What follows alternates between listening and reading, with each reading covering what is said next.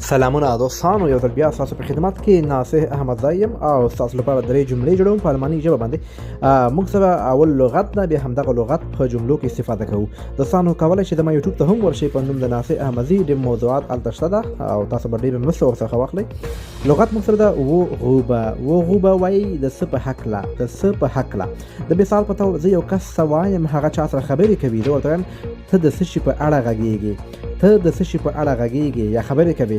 دغه جمله په الماني ژبه داسې وایو: worüber redest du، worüber redest du. redest وایي خبرې یا غږېدلو ته.